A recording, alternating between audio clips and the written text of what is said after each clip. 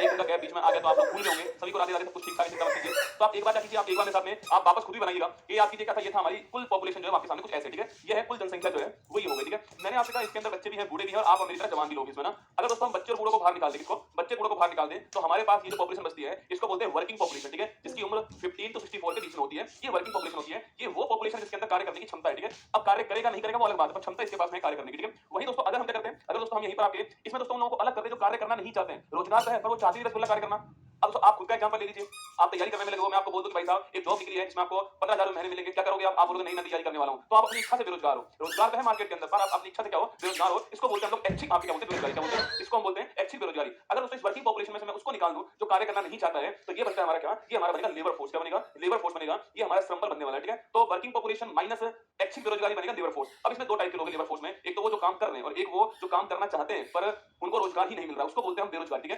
अब दोस्तों इसमें वो लोग आपके जो काम करना चाहते हैं पर उनको काम ही नहीं मिल रहा है, तो इसको बोलते हैं क्या, इसको बोलते हैं हम लोग बेरोजगारी, ठीक है? इसी को हम बोलते हैं अनएम्प्लॉयमेंट, है ना? इसी को हम बोलते हैं कि आपके खुली बेरोजगारी बोलते हैं ना, इसी को हम लोग बोलते हैं अनैच्छिक बेरोजगारी कहते हैं, ठीक है? तो ये सारी बातें आपको यहाँ पर ध्यान रखनी है। ये सारी बातें हम कर चुके हैं कि बेरोजगारी क्या होती है, मैंने कह दिया आपसे। उसके टाइप कौन कौन से होते हैं, शिक्षित बेरोजगारी भी होती है, मौसमी भी होती है, घर्षण भी होता है, आपके स्ट्रक्चर भी होती है, जो कि मैंने कहा था आपसे स्किल लेबर की कमी है, बाजार की डिमांड क्या है उसके अनुसार हम जो है उसको एजुकेशन नहीं दे रहे हैं, वोकेशनल ट्रेनिंग की कमी है, वो सारी बातें हमने करी ना। इसके अलावा एक बड़ी महत्वपूर्ण बेरोजगारी इसको बोलते हैं छिपी हुई बेरोजगारी। एक खेत के अंदर एक व्यक्ति काम कर रहा है तो भी उतना ही उत्पादन हो रहा है जितना 5 व्यक्ति करने पे होता है, तो जो 4 जो अतिरिक्त व्यक्ति लगाए थे हमने उनसे उत्पादन पे कोई प्रभाव नहीं पड़ता है, तो उनसे कोई उत्पादन नहीं होता है, इसको बोलते हैं हम छिपी बेरोजगारी, ठीक है? अब दोस्तों बेरोजगारी जो है ना उसको मापने के तरीके बताने वाली कमेटी कौन सी है, वो है भगवती कमेटी, है ना? इसने 3 आधार पे बेरोजगारी को नापा है ना, 3 इसने तरीके बताए थे आपके बेरोजगारी को मापने के लिए। एक है सामान्य स्थिति, आप इसको बोलते हैं यूजुअल स्टेटस कहते हैं इसको ना, मतलब उसको कोई व्यक्ति है उसको वो पूरे वर्ष बेरोजगार रहता है। जैसे आप तैयारी कर रहे हो इस समय एजुकेशन की, इसलिए आप बेरोजगार हो, आप 1 साल 2 साल तैयारी करोगे तो बेरोजगारी रहने वाली, ठीक है? तो आपकी कैटेगरी कौन सी, आपकी कैटेगरी हो चुकी है, आपकी यूजुअल स्टेटस हो चुकी है, इसको बोलते हैं हम लोग सामान्य स्थिति, ठीक है? एक रसगुल्ला वो होती है जिसमें आप इसे बोलते हैं हम लोग आपके सीडब्ल्यूएस बोलते हैं ना, करंट वीकली स्टेटस कहते हैं उसको, चालू साप्ताहिक आपके स्थिति कहते हैं, ठीक है? यहाँ पर दोस्तों क्या, यहाँ पर आपके तो बेरोजगारी जो है आपके उसमें सप्ताह में अगर आपको 1 घंटे भी काम नहीं मिलता है तो वो होता है हमारा सीडब्ल्यूएस होता है, करंट वीकली स्टेटस होता है, ठीक है? एक होता है आपके करंट डेली स्टेटस, है ना, चालू आपके दैनिक स्तर होता है। अगर आपको सप्ताह में कुछ दिन रोजगार मिले, कुछ दिन नहीं मिले, आज मिला कल रोजगार नहीं मिला, इसको बोलते हैं हम लोग सीडीएस।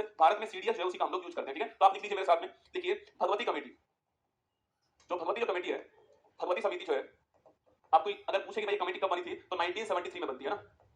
इसने 3 आधार पे मापन किया है, इसने 3 आधार पे मापन किया है। वो 3 आधार कौन कौन से हैं? एक तो है सामान्य स्थिति, एक है सामान्य स्तर, एक है चालू साप्ताहिक स्तर और एक है चालू दैनिक स्तर, ठीक है? ये 3 है, इंग्लिश में लिखिए आप फटाक से, इसको बोलते हैं यूजुअल स्टेटस। बाकी ये वाला कौन सा हो गया है, सीडब्ल्यूएस हो गया है, करंटली वीकली स्टेटस, और ये हो चुका है सीडीएस, करंटली डेली स्टेटस। क्या है ये, है फुल फॉर्म लिख लीजिए, करंट डेली स्टेटस, चालू दैनिक स्तर। तीन तरह के आपके, ये 3 हमारे सामने मापन के दोस्तों आधार के तरीके होंगे, ठीक है? देखिए पहला हमारा यूजुअल स्टेटस, ठीक है? ये कहने वाला कौन, भगवती कमेटी कहने वाली, ठीक है? सवाल कोई पूछे भगवती कमेटी के अनुसार सीडीएस का मतलब क्या है, भगवती कमेटी ने कौन सा मापन यूज नहीं करा, सवाल मैं आपको दिखा देता हूं, ठीक है? एक बार लिख लीजिए, सामान्य स्तर का मतलब आपके वर्ष भर बेरोजगार, कोई व्यक्ति अगर वर्ष भर बेरोजगार रहता है तो लिखना वो होता है सामान्य स्तर, ठीक है? इसको हम बोलते हैं एग्जांपल के रूप में लिखिए आप, एग्जांपल लिखिए आपके एजुकेट, शिक्षित आपके जो है, जो कंपटीशन एग्जाम की तैयारी करने वाला जो बच्चा है, कॉम्पिटिटिव एग्जाम की तैयारी करने वाला बच्चा है, वो इस कैटेगरी में आता है, ठीक है? ये आपको ध्यान रखना है ना। सेकंड हमारे पास है सीडब्ल्यूएस, है ना, करंटली वीकली स्टेटस हमारे पास में है। इसमें क्या है, इसमें अगर आपको सप्ताह में 1 घंटे भी काम नहीं मिलता है, सप्ताह में अगर 1 घंटे भी काम नहीं मिलता है, 1 घंटे भी कार्य नहीं मिलता है, तो उसे हम कहते हैं क्या, उसे हम कहते हैं आपके करंटली वीकली स्टेटस, ठीक है? और एक होता है चालू दैनिक स्तर, करंटली डेली स्टेटस आपके, इसको क्या बोलते हैं आपके, जिसको सप्ताह में कभी तो काम मिला, सप्ताह में कभी रोजगार कभी बेरोजगार, ठीक है? कभी रोजगार मिला और कभी बेरोजगार, सप्ताह में कभी रोजगार कभी बेरोजगार, वो होता है हमारा कौन, वो होता है हमारा सीडीएस, ठीक है? तो ये 3 टाइप का होता है, वर्तमान में हम इसका यूज करते हैं ना, वर्तमान में हम जो है सीडीएस का यूज करते हैं, आपको ध्यान रखना है, ठीक है? मैं सवाल दिखाऊं, आप लिखो फटाक से, इसको सारे पॉइंट नोट कर लो फटाक से, मैं सवाल दिखाता हूं आपको ना। अपडेट तो करो, कमेंट एक बार अपडेट नहीं हुआ कमेंट।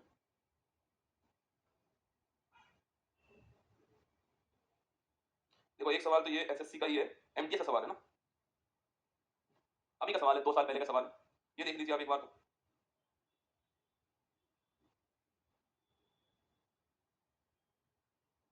ये सवाल पूछ लेता है, देखो एक्चुअली में क्या है, हम ये तो जानते हैं भगवती कमेटी ने बताया था, पर ये सवाल हाँ एसएससी सीजीएल से पहले आपका सिलेबस पूरा हो जाएगा, चिंता नहीं करें, उसका एग्जाम सितंबर के अंत में होगा, उससे पहले आपका सिलेबस पूरा हो जाएगा, ठीक है? देखो एक सवाल का तरीका सिंपल वाला तरीका होता है, मैं आपको दिखा रहा हूं, ठीक है? ये एमटीएस में सवाल है, ये दिखाओ पहले, तो इनको दिखाओ पहले सवाल।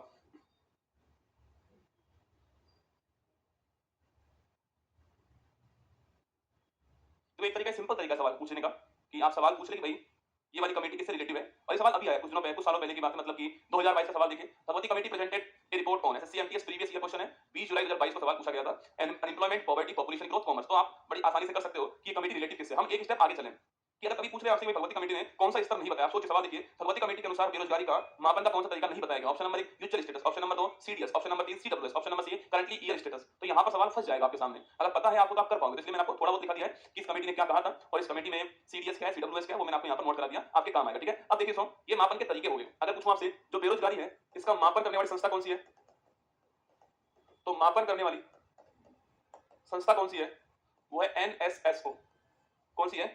एनएसएसओ। मैंने कहा भी था आपसे कि चाहे आप गरीबी देख लीजिए, चाहे आप अनएम्प्लॉयमेंट देख लीजिए, मापन करने के लिए एनएसएसओ आपको ध्यान रखना है। ठीक है, इसके बारे में तो अगर पूछे आपसे नेशनल सैंपल सर्वे ऑर्गेनाइजेशन, वो पहले भी दिखाया गरीबी में मैंने आपको। इसकी स्थापना 1950 में इसकी स्थापना होती है, नई दिल्ली में इसका मुख्यालय है। और आप जानते ही हो कि वर्तमान में एनएसएसओ प्लस सीएसओ मिलकर जो है एनएसओ बन चुका है। ये भी आपको याद होगा और मॉस्पी के अंदर आता है, ये भी मैं आपको लिखा चुका हूं। ठीक है, एक बार लिख चुके हैं तो बार बार नहीं लिखेंगे, बस आप समझने के लिए यहाँ पर ऐसा लिख दीजिए। मापन करने वाली संस्था एनएसएसओ आ गया, National Sample Survey Organisation NSSO आ गया, और 1950 आपको ध्यान रखना है। ठीक है, अब तो हमारे यहाँ पर गरीबी को दूर करने के लिए एक बहुत ही महत्वपूर्ण योजना, बाकी योजना मैं आपको बाद में पढ़ाऊंगा, पर बेरोजगारी की बात करूं तो हमारे यहाँ पर तो आर्टिकल 141 आपके कहता है कि काम जो है उसका अधिकार हमारे पास में होगा। ठीक है, उसी आर्टिकल के अनुसार हमारे यहाँ पर एक योजना स्टार्ट हुई जिसका नाम था मनरेगा। हमें उसके बारे में जानना चाहिए, बेरोजगारी के अंदर मनरेगा के बारे में पढ़ना चाहिए, क्योंकि मनरेगा से एक बड़े स्तर पर रोजगार जो है भारत में प्रदान किया गया था। और वर्ल्ड बैंक ने भी कहा है कि अब तक की किसी भी देश की रोजगार प्रदान करने की सबसे बड़ी योजना है मनरेगा। तो हमें वो पढ़नी चाहिए यहाँ पर। बाकी योजनाएं तो हम कल पढ़ेंगे अलग से, जो है चिंता मत कीजिएगा। ठीक है, पर अभी हमें यहाँ पर एक योजना पढ़नी चाहिए और वो है मनरेगा। तो आप लिखिए, फटाक से लिखिए, लगाइए मनरेगा हेडिंग। शायद नाम तो आप सभी ने सुना होगा इसका, मनरेगा। इसमें जी साइलेंट है ना, इसमें जी साइलेंट होता है। ठीक है, देखो जब शुरुआत इसकी होती है ना, पहली बात कोई सवाल पूछे आपसे कि भाई नरेगा क्या है, एक योजना है, एक संस्था है, एक आयोग है, एक अधिनियम है। तो नरेगा रसूल एक अधिनियम है, एक योजना नहीं है। ठीक है, इसका अंतिम वर्ड जो ए है ना, उसका मतलब एक्ट। तो लिखिए आप ये पहली बात। दोस्तों जब शुरुआत इसकी हुई थी ना, तब इसका नाम क्या था? तब इसका नाम था नरेगा। क्या नाम था? नरेगा इसका नाम था। ठीक है, इसकी फुल फॉर्म क्या है? National Rural Employment guarantee. ठीक है, देखिए national Rural Employment Guarantee act. तो मैंने कहा ना, एक अधिनियम है। क्या है? अधिनियम है। हिंदी में कहते हैं इसको राष्ट्रीय ग्रामीण रोजगार गारंटी अधिनियम। अब मैंने कहा अधिनियम है, तो अधिनियम किसी वर्ष का होगा। तो लिखिए ये अधिनियम पूछूं आपसे किस वर्ष का है, तो ये अधिनियम जाके ये 2005 का अधिनियम है। ठीक है, यह 2005 का अधिनियम है और 2 फरवरी 2006 से ये लागू होता है। ये अधिनियम 2005 का है और 2 फरवरी 2006 से यह अधिनियम दोस्तों लागू होता है। देखो सवाल पूछूं आपसे कि मनरेगा की शुरुआत भारत में कहां से होती है, तो आंध्र प्रदेश से होती है। ठीक है, वहां से जिला यहाँ पे कौन सा? अनंतपुर जिला। ठीक है, उसमें गांव बदनापल्ली गांव, वहां से शुरुआत हुई। लिख लीजिए आप, इसकी शुरुआत कहां से होती है? आंध्र प्रदेश है, जो आंध्र प्रदेश है हमारा, इस आंध्र प्रदेश के अंदर, आंध्र प्रदेश है आपके, इस आंध्र प्रदेश में एक अनंतपुर नाम का जिला है। कौन सा है? अनंतपुर जिला है। और इस अनंतपुर जिले के अंदर आपके बदनापल्ली गांव है। इस अनंतपुर जिले के अंदर बदनापल्ली गांव आपको ध्यान रखना है। तो आंध्र प्रदेश राज्य के अंदर अनंतपुर जिला का बदनापल्ली गांव जो है, वहां से नरेगा की शुरुआत आपकी होती है। शुरुआत 200 जिलों से होती है, पर वर्तमान में पूरे भारत के अंदर लागू है। ठीक है, पर जब शुरुआत इसकी हुई थी ना, जब शुरुआत इसकी हुई थी ना आपकी, तो 200 जिले जो है यहां से इसकी शुरुआत होती है। और दोस्तों इसमें एक व्यक्ति के लिए पूरे साल के अंदर न्यूनतम 100 दिन का रोजगार जो उपलब्ध रहेगा, ये इसमें कहा गया। ठीक है, इसमें 100 दिन का रोजगार एक साल में उपलब्ध रहेगा और ये मिनिमम होगा, इतना तो रहने वाला है। ये इस आपके अधिनियम के अंदर कहा गया, नरेगा में आपके कहा गया। ठीक है, इसी का दोस्तों नाम चेंज होता है और 2 अक्टूबर 2009 में, कब? 2 अक्टूबर 2009 में इसी का नाम क्या हो गया है? मनरेगा हो चुका है, जिसको हम क्या बोलते हैं? महात्मा गांधी। बाकी नरेगा की फुल फॉर्म तो वही है ना, Mahatma Gandhi National Rural Employment Guarantee Act जो है वो है मनरेगा। ठीक है, इसको मनरेगा कहते हैं। अगर आपसे पूछे मनरेगा कहां पर लागू होता है, संपूर्ण भारत में होता है। और कभी सवाल पूछूं आपसे, नरेगा जो है भारत के अंदर संविधान के किस आर्टिकल के अनुसार, आपके डीपीएसपी का दोस्तों आर्टिकल कौन सा है? डीपीएसपी का आर्टिकल नंबर 41, इसमें काम की दशा के बारे में कहा गया है। तो आर्टिकल नंबर 41 के अनुसार जो है नरेगा जो है हमारे भारत के अंदर लागू हुआ था। ध्यान रखना। ठीक है, तो ये आपको थोड़ा ध्यान रखना है। ठीक है, अब दोस्तों अगर आपसे पूछ ले कि इसमें जो लाभ प्राप्त करने वाली इकाई होगी आपके, वो पूरा वो परिवार आपकी इकाई होने वाली। ठीक है, अच्छा किस कमेटी की दोस्तों रिकमेंडेशन आपकी होती है नरेगा के लिए, तो मिहिर शाह कमेटी जो है उसकी रिकमेंडेशन की। ठीक है, तो आप लिख दीजिए यहाँ पर, सवाल पूछूं आपसे, चलो आगे लिख दीजिए। ये तो आपने लिख लिया होगा, नरेगा का फुल फॉर्म क्या है, कौन से वर्ष का अधिनियम है, पहली बार कहां पर लागू होता है, इसमें कितने जिले शामिल है, शुरुआत में कितने दिन का रोजगार शामिल है, वर्तमान में इसका नाम क्या है, ये आपको ध्यान रखना है। ठीक है, अब लिखिए आप यहीं पर कमेटी कौन सी संबंध आपके, तो मिहिर सेन कमेटी है ना। ये भी सवाल एग्जाम में आया हुआ सवाल आपके, जो मिहिर शाह कमेटी है इसका संबंध किससे? नरेगा संबंधित आपके मिहिर शाह कमेटी, आपको ध्यान रखना है। ठीक है, तो मजदूरी को आपके अकाउंट में ट्रांसफर करने वाला पहला राज्य कौन सा था आपके? ई ट्रांसफर करने वाला कौन सा राज्य आपके? वो है केरल। ठीक है, तो लिख दीजिए आपके ई ट्रांसफर करने वाला, मतलब मजदूरी जो है आपके सीधे अकाउंट में आ सके, अकाउंट में आए, ट्रांसफर करने वाला पहला राज्य कौन सा है, तो पहला राज्य होगा केरल। कभी सवाल पूछे आपसे कि जो इलेक्ट्रॉनिक ट्रांसफर है, मतलब कि ऑनलाइन पैसा भेजना है, एक तो हाथ में कैश देना, एक आपके अकाउंट में भेज देना, वो ई ट्रांसफर करने वाला पहला राज्य कौन सा है? केरल हो गया, ये आपको ध्यान रखना है। ठीक है, मिहिर शाह कमेटी दोस्तों आपकी ये इसमें कमेटी बनाएगी। अब आप पूछोगे सर इसमें काम क्या करवाओगे ना, सो मजदूरी देखो काम। सो अगर कहीं दोस्तों जलाशय खुलना है, मतलब कहीं आपके कहीं बांध कहीं दोस्तों आपके मान लो सड़क बननी है, कहीं आपके पानी को इकट्ठा करने के लिए कुआं बनाना है, तो खड्डा बनाना है आपके, तो वो काम ये करते हैं। ठीक है, तो देखिए जो भी आपकी बुनियादी संरचना होती है, जैसे कि आपके सड़क हो गया, पानी का जलाशय हो गया, इसका निर्माण करना है हमें, तो निर्माण इसके द्वारा होता है, ये आपको ध्यान रखना है, ठीक है। तो ये हमारी मनरेगा स्कीम आपको थोड़ा बहुत नोट कर लीजिए, कभी सवाल पूछ ले आपसे कि मनरेगा के बारे में, देखो ये सारी बातें मनरेगा में आपको थोड़ी बहुत ध्यान रखनी है, ठीक है। ये सारी बातें मनरेगा में आपको थोड़ी बहुत ध्यान रखनी है। बाकी बहुत सारी योजनाएं और भी जो मैं आपको लिखाऊंगा, चिंता मत करना, जैसे कि आपके नेशनल रूरल लिवलीहुड मिशन है, राष्ट्रीय ग्रामीण आजीविका मिशन है, राष्ट्रीय शहरी आजीविका मिशन है, जिनके नाम चेंज हो रहे हैं, वो मैं आपको लिखाऊंगा। मैंने कहा ना एक क्लास के अंदर सारी योजनाएं मैं आपको, जब एक काम की योजना एग्जाम में पूछता है वो मैं आपको लिखा दूंगा, ठीक है। इसी इकोनॉमिक्स क्लास के अंदर शायद कल वो दिन आएगा जिस दिन हम ये काम करने वाले हैं, ठीक है, चिंता मत करना। अब दोस्तों 2023 अक्टूबर के महीने के अंदर आपके एक रिपोर्ट आती है किसकी, आपकी जो ministry of statistics and programme implementation जो है उसकी रिपोर्ट थी, और उसमें दोस्तों आपके जो लेबर फोर्स है ना उसके लिए कुछ आंकड़े जारी हुए थे ना, मैं कुछ आंकड़े आपको लिखवा रहा हूं। हर साल आते हैं आंकड़े तो, पर अभी वही आंकड़े मेरे सामने नवीनतम आंकड़े हैं, अक्टूबर के अंदर नए आंकड़े आएंगे, तो अभी तो वही आंकड़े चलने वाले हैं, पर खास जो आंकड़े ना वो आपको लिखाता हूं, ठीक है। तो लगाइए आप दोस्तों, ये करंट अफेयर्स है ना, ये थोड़ा करंट अफेयर्स है आपके, ठीक है। देखिए देखिए आप, अभी अक्टूबर 2023 की बात है ना, और जो मिनिस्ट्री ऑफ मॉस्पी जो है ना, ministry of statistics and programme implementation जो है, सांख्यिकी और कार्यक्रम क्रियान्वयन जो मंत्रालय से उसके द्वारा रिपोर्ट जारी होती है, मतलब पीएफएलएस है ना, इसको बोलते हैं पीरियोडिक, आपके क्या होता है, पीरियोडिक आपके लेबर फोर्स, क्या होते हैं पीएल, पीरियोडिक लेबर फोर्स आपके सर्वे कहते हैं, ठीक है इसको ना। तो लिखिए अभी हाल ही में एक रिपोर्ट जारी होती है, इसको बोलते हैं पीरियोडिक, लिखिए लिखिए periodic labour force survey report, PLFS. इसको हिंदी में कहते हैं आवधिक श्रम बल सर्वेक्षण रिपोर्ट, क्या बोलते हैं, आवधिक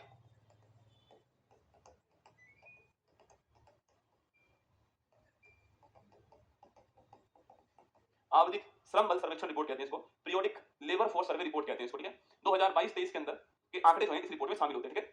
2022-23 के आंकड़े जो हैं वो इस रिपोर्ट के अंदर शामिल होते हैं, नोट कीजिए, ठीक है। पीरियोडिक लेबर जो आपके फोर्स सर्वे रिपोर्ट है, इसमें 2022-23 के जो आंकड़े हैं वो इसमें शामिल होते हैं, ठीक है। ये दोस्तों इस बार जो जारी होती है आपको 6 नंबर की होती है ना, देखो 17 में ये पहली बार जारी होती है, ठीक है, 17 में ये पहली बार जारी होती है, ठीक है। और एनएसएस को जो है वो जारी करता है इसको ना, इस बार ये नंबर कौन सा था आपके, 6 नंबर की जो है ये इस बार जारी हुई है ना, 6 नंबर की इस बार जारी हुई है, ठीक है। अब इसको पेश करने वाला कौन है, तो वर्तमान में इसको पेश करने वाला कौन हो गया, एनएसओ हो गया, कौन हो गया, एनएसओ हो गया, क्योंकि आप जानते हो यह संस्था तो रही नहीं है, एनएसएसओ प्लस आपके सीएसओ मिलकर आपके एनएसओ हो चुका है, तो वर्तमान में आपके एनएसओ जो है यह संस्था हो चुकी है, ये आपको ध्यान रखना है, ठीक है। तो सवाल दोस्तों पूछूं अगर आपसे कि पीरियोडिक सर्वेवर फोर्स सर्वे रिपोर्ट जो है 2022-23 के इसमें आंकड़े हो चुके हैं, 6 नंबर का आपकी ये रिपोर्ट है, वर्तमान में एनएसओ जो है इसको जारी करता है, 17 के अंदर एनएसएस को जो है इसने शुरुआत की थी इसकी, अभी 6 नंबर की जो है पेश हो रही है, ये आपको ध्यान रखना है, ठीक है। अब तो इसके आंकड़ों की बात करूं मैं आपसे, इसमें आंकड़े जो जारी हुए आपके हैं श्रम बल भागीदारी जो आपके रेट है उसके आंकड़े इसमें जारी हुए हैं, ठीक है। देखिए लेबर फोर्स में मेल कितना फीमेल कितना, लेबर फोर्स में रूरल कितना अर्बन कितना, इसको बोलते हैं लेबर फोर्स पार्टिसिपेशन रेट ना। तो इसमें जारी हुआ आंकड़ों में कौन कौन से, एक तो है लेबर फोर्स पार्टिसिपेशन रेट, इसको बोलते हैं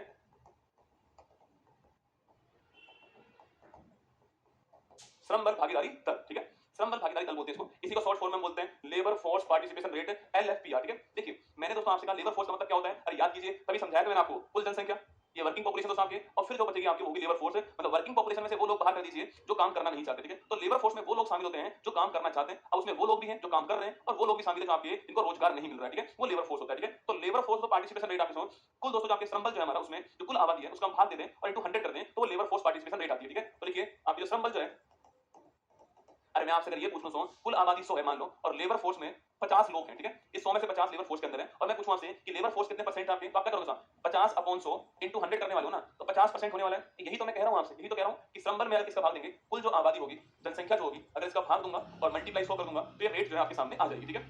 और दोस्तों ये जो ये रिपोर्ट आई है, इस रिपोर्ट के अनुसार अगर दोस्तों कुल 100 लोग अगर कुल आबादी हमारी है तो उसमें से 58 के आसपास लोग कौन है, वो लेबर फोर्स के अंदर, ठीक है। तो कितना है साहब, ये है आपके भारत में 57.9% है, आपको ध्यान रखना है, ठीक है। यह है भारत में 57.9%, आपको नोट करना है, ठीक है। अब दोस्तों इसमें दो तरह के आंकड़े लिखेंगे हम आपके, एक रूरल पूछो कितने, एक अर्बन पूछो कितने, ठीक है, ग्रामीण कितने, शहरी कितने, ठीक है। एक लिखिए आप लोग मेल कितने और फीमेल कितने, एक लिखिए रूरल कितने, अर्बन कितने, एक लिखिए मेल कितने, फीमेल कितने। तो रूरल कितने आपके इसमें 60.8% रूरल, ठीक है, 60.8% जो है वो रूरल आपको ध्यान रखना है, ठीक है। ग्रामीण हमारे पास में 61% के आसपास ग्रामीण आपके और अर्बन लिखिए 50.4%। अब सोचिए आप, आपके सामने सवाल दोस्तों आता है, अच्छे लेवल का सवाल आता है कि भारत में लेबर फोर्स पार्टिसिपेशन रेट में कौन सी बात गलत है ना। ऑप्शन दोस्तों एक आता है आपके सामने कि भारत में लेबर फोर्स पार्टिसिपेशन रेट में रूरल की तुलना में अर्बन जो है उसकी संख्या अधिक है। आप सोचिए आपके पास ऑप्शन नंबर एक आता है कि लेबर फोर्स पार्टिसिपेशन रेट में ग्रामीण की तुलना में शहरी आपके वहां पर आपके लेबर फोर्स पार्टिसिपेशन रेट आपके लेबर फोर्स वहां पर अधिक है। तो आप सोचोगे अगर दिमाग लगाओगे तो आपको ऐसा लगता होगा कि आपके शहरों के अंदर अधिक रोजगार होगा, शहरों के अंदर अधिक आपके लेबर फोर्स होगा कि नहीं। दोस्तों लेबर फोर्स भारत में अधिक कहां पर है, ग्राम के अंदर आपको ध्यान रखना है, ठीक है। और वही दोस्तों पुरुष आपके मेल फीमेल की बात करूं आपके, इसमें कितने मेल कितने फीमेल आपके, तो 78.5% मेल है। ये अपने आप में दोस्तों एक बहुत बड़ा गलती है भारत की कि 78.5% मेल है और ओनली 37% जो है वो फीमेल है, ठीक है। मतलब दोस्तों इस कुल आबादी में 50% कौन थे, मेल थे, और 50% फीमेल थी, है ना। पर दोस्तों यहाँ पर 50% में से केवल 37% ही फीमेल काम कर रही है। ये हमारे लिए चैलेंज दोस्तों आपके सामने है। माना कि ये बढ़ा है, इससे पहले जो आया था ना उसमें ये 32.8% था। ये भी सवाल आपसे पूछ सकता है दोस्तों। देखो 2021-22 में कितना पे, 21-22 में ये 32.8% था। तो सवाल आपसे ये भी पूछ सकता है कि देखो सवाल कभी भी आंकड़े बहुत कम पूछता है ना, ट्रेंड्स पूछता है कि रेपो रेट कितनी परसेंट है, ये कोई नहीं पूछता। रेपो रेट घटा बढ़ा के सवाल पूछता है आपसे। सवाल आपसे पूछ सकता है कि 2021-22 की तुलना में 2021-22 की तुलना में 2022-23 के अंदर लेबर फोर्स के अंदर महिलाओं का पार्टिसिपेशन रेट जो है वो कम हो गया। तो गलत पॉइंट है ना, बढ़ा है आपके महिलाओं का तो 37% हो गया है, पहले केवल 32.8% आपको ध्यान रखना है, ठीक है। तो ये भी पॉइंट आपको यहाँ पर नोट करना है। तो रूरल कितना है, अर्बन कितना है, मेल कितना है, फीमेल कितना है, ये एग्जाम के लिए आपके लिए महत्वपूर्ण बन सकता है, ठीक है। एक बार नोट कीजिए, एक आंकड़ा और लिखेंगे कि वर्किंग पॉपुलेशन जो आपकी उसके बारे में दोस्तों लिखना है, ठीक है। देखो यह 100 कुल जनसंख्या दोस्तों, मान लो 25 बच्चे पूरे हट गए तो 75 लोग बच गए, ये होता है वर्किंग पॉपुलेशन, ठीक है। ये क्या आपके वर्किंग पॉपुलेशन होती है आपके 75% जो है, ठीक है। अब हम इसके बारे में लगाएंगे, ठीक है। देखिए लिख लिया, अब लिखो आप,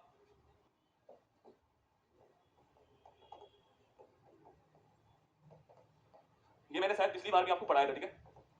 शायद पिछली बार मैंने आपको पढ़ाया हुआ है, पिछली बार किसी भी बुक के अंदर ये था ही नहीं, है ना, क्योंकि उस समय आया ही था। अब तो शायद बुक के अंदर आ चुका होगा ये आपके रेशो जो है। तो इस साल ये महत्वपूर्ण रहेगा एग्जाम्स के लिए, ठीक है। तो वर्किंग जो आपके वर्कर लिखना, वर्कर पॉपुलेशन में से पूछूं आपसे, मतलब दोस्तों आपके जो कुल जनसंख्या है उसमें से वो लोग कितने हैं जिनके पास रोजगार है। इसका मतलब क्या है, कुल जनसंख्या में रोजगार में कितने लोग हैं, ये हो गया हमारा वर्किंग पॉपुलेशन, ठीक है। अब तो देखिए कैसे निकाला मैंने दोस्तों, अरे मैंने कहा से ये 100 लोग थे पॉपुलेशन हमारी, ठीक है। इसमें 75 हो गया हमारा कार्यशील जनसंख्या जो काम कर सकती है, ठीक है। इसमें दोस्तों आपके 50 हो गए कौन, आपके 50 मान लीजिए, 50 कितना है ये मान लो ना, 58 कौन हो गया, 58 हमारा हो गया है श्रम बल, हो गया लेबर फोर्स हो गया। तो लेबर फोर्स में दो लोग शामिल है। मेरा अगर आपने ढंग से क्लास लिया ना, कंसेप्ट आपका क्लियर रहेगा एकदम से। लेबर फोर्स में दो लोग शामिल है, एक वो जो काम कर रहे हैं, एक वो जो काम नहीं कर रहे हैं। तो यहाँ पर दोस्तों लेबर फोर्स में आपके इस 58 के अंदर दो लोग शामिल है, एक जो काम कर रहे हैं, एक जिनको काम नहीं मिल रहा है, ठीक है। जो काम जो कर रहे हैं आपके वो 56% है, कितने 56% है आपके। तो काम करने वाले इस 100 में 56 जो है काम करने वाले, ठीक है। और तो दो लोग कौन आपके, ये है असल में बेरोजगार, कौन है असल में बेरोजगार, ये दो लोग हैं, ठीक है। तो लिखिए आप, इसका फॉर्मूला हो गया कि रोजगार में व्यक्ति कितने हैं और कुल आबादी कितनी है, और इसको आप मल्टीप्लाई कर दीजिए किससे, आपके 100 से कर दीजिए, ये आपके सामने आ गया, ठीक है। और तो इसका आंकड़ा कितना है हमारे पास में 56% है, कितना 56% जो है भारत के अंदर वर्कर्स काम कर रहे हैं, कितना 56% आपके भारत के अंदर वर्कर्स काम कर रहे हैं। और इतने लोग वर्कर्स हैं जो आपके, वो 56% आपके लोग जो वर्कर्स हैं, वही दोस्तों रूरल के अंदर अर्बन से अधिक है, मेल फीमेल से अधिक है, ठीक है। यहाँ पर लिख दीजिए जो रूरल है आपके, ये अर्बन से अधिक है, ठीक है। जो रूरल है आपके वो अर्बन से अधिक है। रूरल तो यहाँ पर लगभग आपके 59% के आसपास है ना, इतना रूरल जो है वो यहाँ पर, ठीक है। और ये हमारा 48% के आसपास, ठीक है। लमसम लिखा दिया, एक आध परसेंट ऊपर नीचे हो सकता है, ठीक है। आपको ट्रेंड नोट करना है, रूरल जो है वो अर्बन से अधिक आपके, और जो मेल है वो फीमेल से अधिक है, ठीक है। तो जो लोग रोजगार के अंदर है उसमें भी वही ट्रेंड है कि ग्रामीण क्षेत्र में अधिक है, शहरी क्षेत्र में आपकी उसकी तुलना में कम है। यहाँ पर बात करूँ यहाँ भी आपके यह 76% आपके, ये 76% हो गया, और ये तो आपके ये आपके लगभग आपके 36% फीमेल हो गया, ठीक है। ये आपको नोट करना है। अब दोस्तों वो आंकड़ा आपके सामने आने वाला है जो मैं आपसे बार बार कह रहा था कि जब दोस्तों हम बात कर रहे हैं किसकी, जब हम बात कर रहे हैं अनएम्प्लॉयमेंट, बेरोजगारी की बात कर रहे हैं, तो आपको मेरी बात को ध्यान सुनना है। देखो बेरोजगारी में मैंने आपसे कहा कि बेरोजगारी में सबसे पहले हमें जो हमारा लेबर फोर्स हमने उसके आंकड़े देख लिए, ठीक है। उसके बाद लेबर फोर्स में वो लोग देख लिए हमने, देखो ये रसगुल्ला लेबर फोर्स है, ठीक है। इसको मानिए हम लोग, आप लेबर फोर्स मानिए, ठीक है। ऊपर वाले सारे गोले मैंने हटा दिए, ये लेबर फोर्स है। इसमें दो टाइप के लोग हैं, एक वो है जिनके पास में रोजगार है, एक वो है जिनके पास में जो बेरोजगार है, ठीक है। जो बेरोजगार है, हमारे पास दोस्तों दो चीजें हमारे पास वर्तमान में है। लेबर फोर्स हमारे पास वर्तमान में, ठीक है। कितना परसेंट आया था में कि आपके 58% आया लेबर फोर्स, अभी निकाला मैंने कि लेबर फोर्स 58%, ठीक है। और 56% कितना आपके 56, इसको 58 मान लीजिए ना, 58 मान लीजिए, 100 में से 58 लेबर फोर्स है, ठीक है। और 100 में से 56 क्या आपके वो रोजगार में। अब अगर मैं पूछूं आपसे बेरोजगार कितने परसेंट होंगे, चलो पहले आप आंसर छापना, दिमाग लगाओ थोड़ा अपना। मैंने सवाल पूछा आपसे कि भारत में अनएम्प्लॉयमेंट रेट कितनी है, ठीक है। भारत में अनएम्प्लॉयमेंट रेट कितनी है ये आपको बतानी है, ठीक है। तो भारत में जो बेरोजगारी दर है इस आंकड़ों के अनुसार वो कितनी है ये आपसे मैंने पूछा, ठीक है। भारत में दोस्तों जो बेरोजगारी दर है आपके, हमें वो निकालना है। दो आंकड़े मेरे पास में, हमें ये निकालना है। बहुत दोस्तों आसान खेल है, थोड़ा भी आप मैथ जानते हो ना तो इसको कर जाओगे। अब जो आंसर 2% छाप रहा है, मैं मान के चलता हूं कि वो मैथ नहीं जानता ना, मैं ऐसा मान रहा हूं कि वो मैथ नहीं जानता है। 2% वालों का आंसर एकदम गलत है, एकदम रॉन्ग है। शायद उसने मैथ को पढ़ा ही नहीं है बारीकी से ना। सवाल मैंने आपसे ये पूछा है, हाँ मजदूरी फिक्स नहीं है रसगुल्ला ना, एक बच्चा 50 कमेंट कर चुका है, मेरा मजदूरी फिक्स नहीं है, ठीक है। जो मजदूरी है वो हर राज्य के अपने अपने अनुसार है, राजस्थान की अलग है, यूपी की अलग है, हर राज्य की अलग अलग है और चेंज होती रहती है, ठीक है। दिन फिक्स है, मजदूरी फिक्स नहीं है ना। चलो बताओ मुझे, आप में से कौन बताने वाला है कि अनएम्प्लॉयमेंट रेट भारत में कितना होगा। कल क्लास नहीं हुई थी ना, ऊपर जाना और बस सब क्लास है भाई, सब क्लास अगर नहीं दिखी ना तुझे तो तू सो जा आराम से, कमेंट चलाओ। अभी तो तू कमेंट कर पाया, आगे कर भी नहीं पाएगा, ठीक है। मैंने आपसे पूछा, और तेरी और भाई साहब 44% वाला तुम्हारी खोपड़ी फोड़ दूंगा मैं किस दिन। अच्छा तुम्हें लगा, दिमाग देख रहे हो दोस्तों, इनको लगा कि 100 में से 56 के पास रोजगार है, 44 हो गए बेरोजगार। अरे बेटा 80 साल का बुढ़ा बेरोजगार थोड़ी होता है, बेरोजगारी किसमें दोस्तों काउंट करोगे? मैंने आपको कहा बेरोजगारी का मतलब क्या होता है? लेबर फोर्स में वो लोग जो काम करना चाहते हैं पर काम नहीं मिल रहा है, बेरोजगारी वो होती है रसगुल्ला। 44% वालों दिमाग लगाया करो। मैंने कहा बेरोजगारी क्या होती है? जो लोग काम करना चाहते हैं पर रोजगार नहीं मिल रहा है, तो लेबर फोर्स में निकलती है बेरोजगारी। तो इसका फॉर्मूला क्या होगा? बेरोजगार अपॉन श्रम बल इनटू 100, ये होने वाली आपकी बेरोजगारी। क्या ही करते हैं रसगुल्ला। अरे दोस्तों बेरोजगारी श्रम बल पे निकलती है। अब 10 साल के बच्चे को तुम बेरोजगार थोड़ी कहोगे यार, वो श्रम बल में आता ही नहीं है। 15 टू 64 वर्किंग फोर्स में आता है। फिर उसमें वो लोग जो काम करना चाहते नहीं वो बेरोजगार नहीं है, वो तो बेरोजगार नहीं है। आप मान लो बेरोजगार, वो बेरोजगार नहीं है, ठीक है। बेरोजगार का मतलब आंकड़ों के अनुसार वो है जो काम करना चाहता है और उसको काम मिल ही नहीं रहा है, वो बेरोजगार है। तो श्रम बल के ऊपर बेरोजगारी निकलती है आपके सामने। श्रम बल के ऊपर जो बेरोजगारी वो निकलती है, ये आपको नोट करना है, ठीक है। अब दोस्तों नीचे आपके 100 नहीं आएगा, नीचे आपके 58 आएगा। नीचे कितना आने वाला है? 58 दोस्तों आने वाला है। इसलिए मैंने आपसे कहा था कि 2% वाले गलत आंसर होगा, ठीक है। इसलिए मैंने कहा था आपसे कि 58 56 2 वाले से गलत आंसर होगा। 58 का 56%, आप सोचिए 58 दोस्तों लेबर फोर्स में। अच्छा बेरोजगार कितने बताओ मुझे, अगर पूछूं आपसे कि इस आंकड़ों के अनुसार बेरोजगार कितने? देखो ये तो 58, ये 56 और 2 हो गए बेरोजगार, 2 हो गए ना। मैंने परसेंट पूछा, ठीक है। तो 2 अपॉन 58 इंटू 100, ये होगी बेरोजगारी परसेंट। किस किसने ऐसे करा है बताओ मुझे? भाई नीचे संबल लेना, आपको जनसंख्या नहीं लेनी नीचे ना। तो बेरोजगार की संख्या इस आंकड़े के अनुसार भाई 58 लेबर फोर्स में 56 रोजगार में 2 बेरोजगार हो गए, तो 2 अपॉन 58 इंटू 100 आपके 100, ये तो लगभग आपके 3.2% आएगा ना। ये लगभग जो है आपके वो 3.2% के आसपास आने वाला है आंकड़ा, ये आपको ध्यान रखना है, ठीक है। तो भारत में जो ये आंकड़ा है बेरोजगारी का जो आंकड़ा है वो भारत में 3.2% बेरोजगारी वर्तमान में इस आंकड़े के अनुसार है, ठीक है। अब दोस्तों इसमें से पूछूं आपसे इस 3.2% में से देखिए आपके पूछे आपसे कि भाई शहर में कितनी और ग्रामीण कितनी, इसके अलावा मेल कितनी और फीमेल कितनी। देखो सबसे महत्वपूर्ण आंकड़ा लिखवा रहा हूं आपको। कई लोग सोचते हैं गांव में बेरोजगारी अधिक होती है, शहर में बेरोजगारी अधिक होती है, ठीक है। देखिए शहर में 5.4% कितनी है? शहर में 5.4% है और जो ग्रामीण एरिया हमारा वहां पर लिखिए कितना है? 2.4%। तो शहर में 5.4% है और ग्रामीण एरिया में हमारा 2.4% के आसपास जो है वो हमारी यहाँ पे जो बेरोजगारी आपको ध्यान रखिए, ठीक है। मेल में 3.3% है, मेल में 3.3% है और फीमेल में 2.9% है। तो ये आंकड़े भी आपको ध्यान रखने हैं। अब बताओ ये जो आंकड़े मैंने लिखा है आपको बेरोजगारी वाले, मैंने 3 आंकड़े आपको लिखवाए, ठीक है। एक्चुअली दोस्तों कुछ आंकड़े जो है ना आपके ये कुछ जैसे मैंने तो लमसम लिख दिया, ठीक है। 58 थोड़ी है वो, लमसम मैंने लिख दिया, ठीक है। ये तो 58 नहीं है ना, इसे लमसम मैंने लिख दिया आपके, ये लमसम लिखा है तो 58 नहीं है, ठीक है। तो इसलिए कुछ आंकड़े 1-2% ऊपर नीचे हो सकते हैं, ठीक है, क्योंकि ये लमसम तो है नहीं, ये तो आसपास आंकड़े थे। मैंने तो फिक्स आंकड़े लेकर सवाल निकाल दिया है, तो आपको ध्यान रखना है, ठीक है। लिख लो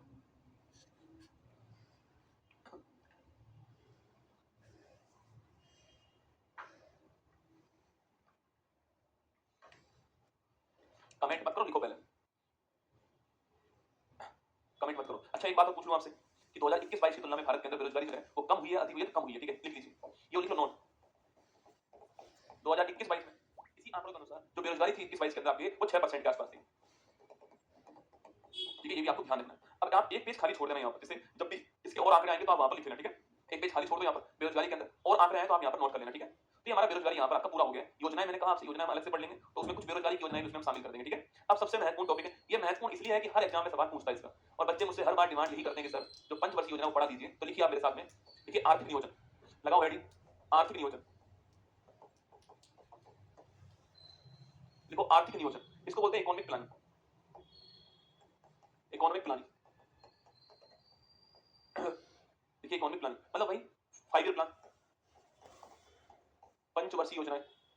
पहले थोड़ा इतिहास देखते हैं इसका, फिर हम वर्तमान की ओर आएंगे, ठीक है। देखो अगर आपसे सवाल पूछूं कि भाई इकोनॉमिक प्लानिंग की शुरुआत करने वाले भारत में कौन थे आपके, तो वो थे मानवेंद्र एम विश्वेश्वरैया साहब। आपने सुना? एम विश्वेश्वरैया नाम सुना होगा आपने। वो भारत के अंदर एक बुक आती है आपके, प्लांट इकोनॉमी फॉर इंडिया नाम से बुक आती है। तो शुरुआत हम वहीं से मानते हैं, ठीक है। जो हमारे पास भारत की बात करें ना, तो एम विश्वेश्वरैया साहब प्लांट इकोनॉमी ऑफ इंडिया इस नाम से बुक आती है, वहीं से हम शुरुआत इसकी मान लेते हैं, ठीक है। उसके बाद पहले सुन लीजिए फिर लिखा दूंगा ना। उसके बाद 1938 के अंदर एक अधिवेशन होता है, हरिपुरा अधिवेशन, ठीक है। उसके बाद सुभाष चंद्र बोस उसमें अध्यक्ष बनते हैं, ठीक है। और उनकी अध्यक्षता में कमेटी बनती है, उसका नाम था नेशनल प्लानिंग कमेटी, ना राष्ट्रीय आयोजन समिति। उस समिति के हेड बनने वाले कौन थे? जवाहरलाल नेहरू साहब जो है वो समिति के हेड बनने वाले, ठीक है। ये भी आपको, ये मैं आपको क्रम बता रहा हूं किस प्रकार हम योजना आयोग पर 5 वर्षीय योजना के ऊपर पहुंचे, वो क्रम आपको सुना रहा हूं, ठीक है। मैंने पहला पॉइंट आपको बुक बताइएगा आपके प्लांट इकोनॉमी ऑफ इंडिया। उसके बाद मैंने आपसे कहा कि नेशनल प्लानिंग कमेटी बनती है, और जो कमेटी के हेड कौन थे? जवाहरलाल नेहरू कमेटी हेड थे। और उस समय जो हरिपुरा अधिवेशन जो हुआ था, इस कमेटी को बनाने वाले कौन थे? आपके सुभाष चंद्र बोस जो है कमेटी को बनाने वाले। उसके बाद सेकंड वर्ल्ड वॉर होता है, उसके दोस्तों अंदर आपकी इकोनॉमी ध्वस्त होती है हर किसी की आपके। तो हमारे यहाँ पर 8 बड़े बड़े उद्योगपति थे आपके, उन्होंने मिलकर के आर्थिक नियोजन के लिए बॉम्बे प्लान तैयार किया था। इसमें बहुत सारे बड़े बड़े जो लोग आपके वो इसमें शामिल थे, ठीक है। ये भी आपको ध्यान रखना, ठीक है। उसके बाद दोस्तों एक कमेटी बनती है, जो कमेटी आपकी जो भारत के वित्त आयोग के पहले अध्यक्ष थे ना, जिनका नाम केसी योगी साहब था, उनकी अध्यक्षता में कमेटी बनती है। ये कमेटी आपकी 1950 के आसपास बनती है, और इसी का ये कमेटी 46 में बनती है। उसी कमेटी की रिकमेंडेशन के आधार पर भारत में 5 ईयर प्लान का ड्राफ्ट तैयार करने के लिए प्लानिंग कमीशन की बात होती है। तो योजना आयोग की बात जो है वो आपकी इसमें होती है, और 1950 के अंदर योजना आयोग की स्थापना हो चुकी है, ठीक है। तो एक बार आप यहाँ पर लिख लीजिए मेरे साथ में, थोड़ा हाथ अपना तेज चलाइएगा, ठीक है। देखिए इसका इतिहास देखते हैं। वैसे तो रसगुल्ला ये खुद इतिहास बन चुका है ना, ये वर्तमान में थोड़ी इतिहास बन चुका है, पर हम इसका भी इतिहास देखेंगे, ठीक है। देखिए 1934 एक पुस्तक आती है एम विश्वेश्वरैया जो आपकी इनकी पुस्तक आती है, ठीक है। तो एम विश्वेश्वरैया जो है, एम विश्वेश्वरैया तो ऊपर लगाओ, ठीक है। एम विश्वेश्वरैया साहब की पुस्तक आती है, इसका नाम, बुक का नाम है प्लांट इकोनॉमी ऑफ इंडिया। इस शीर्षक से, इस टाइटल से एक बुक आती है प्लांट इकोनॉमी ऑफ इंडिया, यहां से हम शुरुआत मानते हैं, ठीक है। इसके बाद देखिए आप लोग नंबर सेकंड दोस्तों आपके एक कमेटी बनती है, इसका नाम है राष्ट्रीय आयोजन समिति, इसको बोलते हैं नेशनल प्लानिंग कमेटी। और इसके हेड कौन बनते हैं? पंडित जवाहरलाल नेहरू।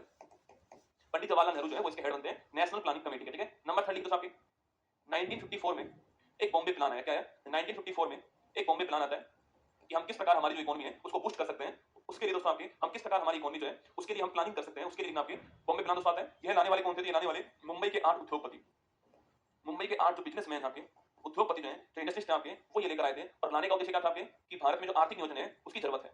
इन्होंने कहा कि भारत के अंदर जो आर्थिक नियोजन है उसकी जरूरत है भारत के अंदर, ये इन्होंने कहा था। तो 1944 में मुंबई के जो 8 उद्योगपति हैं वो बॉम्बे प्लान लेकर आते हैं और कहते हैं कि आपकी भारत की जो इकोनॉमी है उसके अंदर इकोनॉमिक प्लानिंग की जरूरत है, जो आर्थिक नियोजन है उसकी जरूरत है, ठीक है। और तो फिर इसके बाद में एक कमेटी बनती है, इसका नाम क्या है? उस कमेटी का नाम लिखिए आप लोग जो है। इसके बाद एक कमेटी बनती है, इसका नाम क्या है? इसका नाम लिखना आपके 1946 के अंदर केसी नियोगी कमेटी बनती है ना। 1946 जो है इसमें केसी नियोगी कमेटी बनती है और इसी कमेटी की अनुशंसा पर, रिकमेंडेशन पर, अनुशंसा पर, रिकमेंडेशन पर लिखना आपके मार्च 1950 में भारत के अंदर प्लानिंग कमीशन जो है इसकी स्थापना होती है।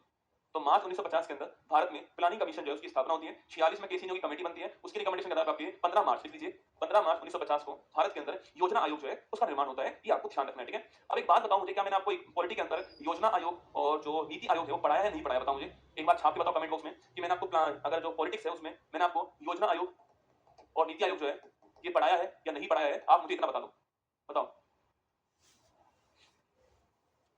आज वाराणसी में खूब बारिश हो रही है, चलो अच्छी बात है। और झूठ मत बोलना वरना मैं खोल के देख लूंगा ना। चलो मैं भी देख लेता हूँ भाई, तुम्हारा कोई भरोसा नहीं मुझे ना।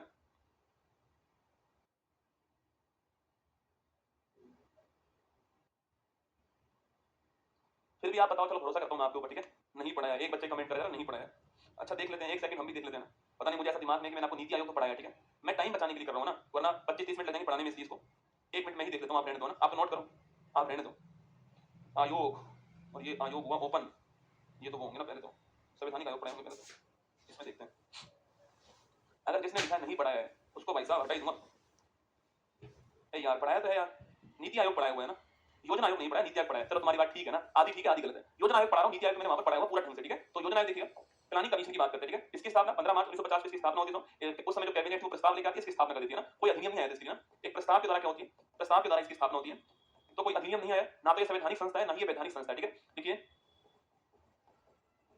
ना संवैधानिक है ना वैधानिक है, ना तो इसका किसी अनुच्छेद में उल्लेख है और ना ही किसी अधिनियम के अंदर इसका उल्लेख है, ठीक है। यह दोस्तों केवल और केवल क्या आपकी एक परामर्शदात्री संस्था है। इस बात को ध्यान देना, वर्तमान में तो है ही नहीं, एक परामर्शदात्री संस्था है। मतलब दोस्तों ये एडवाइजर है। क्या आप जानते हो क्या कि जो आपकी जो 5 ईयर प्लान है, अगर दोस्तों उसके लिए इसने कोई एडवाइस जारी कर दी ना, मान लो इसने कहा कि भाई ये होना चाहिए, वो दोस्तों अंतिम अप्रूवल नहीं है। अंतिम अप्रूवल के लिए एक कमेटी और जिसको बोलते हैं एनडीसी, राष्ट्रीय विकास समिति थी ना, वो अंतिम अप्रूवल देती है, ये केवल ड्राफ्ट तैयार करती है। तो एडवाइस देने वाली संस्था कौन सी आपकी? वो योजना आयोग है, ठीक है। ना संवैधानिक है और ना ही वैधानिक है, केवल एक एडवाइजर के रूप में काम करती है और ड्राफ्ट बनाती है किसका? जो 5 ईयर प्लान जो है उनका ड्राफ्ट तैयार करती है, ठीक है। जो पंचवर्षीय योजना है इसका ड्राफ्ट तैयार करती है, जो पंचवर्षीय योजना है इसका प्रारूप तैयार करती है, इसका ड्राफ्ट तैयार करती है, ठीक है। इसका प्रारूप तैयार करने का काम इसका होता है, ठीक है। अच्छा जब दोस्तों ये थी संस्था आपकी, आप जानते हो इसके स्थान पे वर्तमान में आप जानते हो 2015 के अंदर नीति आयोग आ गया ना, 2015 के अंदर नीति आयोग आ गया है इसके स्थान पर, ये तो आप जानते हो, ठीक है। तो पूछूं आपसे इसके अध्यक्ष कौन थे? तो इसके अध्यक्ष भी प्रधानमंत्री थे ना। इसके अध्यक्ष कौन थे? प्रधानमंत्री इसके अध्यक्ष होते हैं। पहले अध्यक्ष जवाहरलाल नेहरू साहब थे और अंतिम कौन थे? नरेंद्र मोदी जी, है ना। लिखिए फर्स्ट कौन थे? जवाहरलाल नेहरू थे और अंतिम कौन थे? नरेंद्र मोदी थे, मतलब है, सॉरी थे, है ना। नरेंद्र मोदी तो है पर आयोग नहीं, ठीक है। तो पहले जवाहरलाल नेहरू थे, अंतिम कौन आपके? नरेंद्र मोदी आपके इसके अंतिम अध्यक्ष, आपको ध्यान रखना है, ठीक है। ये इसके अंतिम अध्यक्ष है। इसमें दोस्तों एक कमी थी बस, है ना। कमी यह थी कि इसमें केवल सेंट्रल गवर्नमेंट शामिल था, इसमें स्टेट गवर्नमेंट का कोई रोल नहीं था, केवल सेंटर शामिल था। इस कमी को दूर करने के लिए नई संस्था बनाई गई, इसका नाम था नीति आयोग। सेंटर भी शामिल है, स्टेट भी शामिल है, मतलब जो योजना बनाने वाला सेंटर, सोचिए आप, और वो योजना कहां पर लागू होगी? आपके गांव में, मेरे शहर में, वहां लागू होगी। तो योजना लागू राज्य के अंदर होती है, बनाने वाला सेंटर होगा, तो काम कैसे चलने वाला रसगुल्ला? तो सेंटर के साथ में राज्य की अपनी भूमिका अदा करे, उसके लिए हमने नीति आयोग बना दिया। कोऑपरेटिव फेडरलिज्म की बात हमने कर दी, ठीक है। तो अगर पूछूं आपसे इसके उपाध्यक्ष को लिख दीजिए ना, देखिए इसके उपाध्यक्ष, अगर पूछे इसके पहले उपाध्यक्ष कौन थे तो लिखना गुलजारी लाल नंदा। कौन थे? गुलजारी लाल नंदा जो है वो इसके पहले उपाध्यक्ष, ठीक है। अगर कुछ उसके अंतिम उपाध्यक्ष कौन थे? ये थे मोंटेक सिंह अबुलवालिया।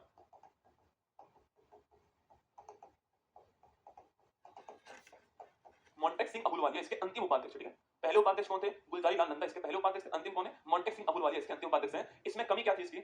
इसकी कमी ये थी कि इसमें केवल केंद्र सरकार शामिल थी। केवल केंद्र शामिल है, केवल केंद्र शामिल था, राज्य नहीं। ये कमी थी इसकी। केवल सेंट्रल गवर्नमेंट शामिल था, स्टेट शामिल नहीं थे। इसके अंदर आपको ध्यान रखना है। तो योजना आयोग 1950 में इसकी स्थापना होती है। एक परामर्श देने वाली संस्था के रूप में सामने आती है। 5 ईयर प्लान का ड्राफ्ट तैयार करती है ये। अभी अंतिम अप्रूवल नहीं है, केवल ड्राफ्ट तैयार करती है, ठीक है। इसके पहले अध्यक्ष आपके जवाहरलाल नेहरू, अंतिम आपके मोदी जी अध्यक्ष थे, ठीक है। पहले उपाध्यक्ष गुलजारी लाल नंदा साहब थे और अंतिम जो है मोंटेक सिंह अहलूवालिया इसके अंतिम उपाध्यक्ष थे। केवल सेंट्रल गवर्नमेंट शामिल है, इसमें नोट करना, ठीक है। अब उसको 5 ईयर प्लान का ड्राफ्ट तैयार कर दिया किसने? इसने कर दिया, ठीक है। अब उसको फाइनल अप्रूवल देने वाली संस्था कौन सी है? वो है एनडीसी। तो लिखिए आप, देखिए एनडीसी, इसको बोलते हैं नेशनल डेवलपमेंट काउंसिल।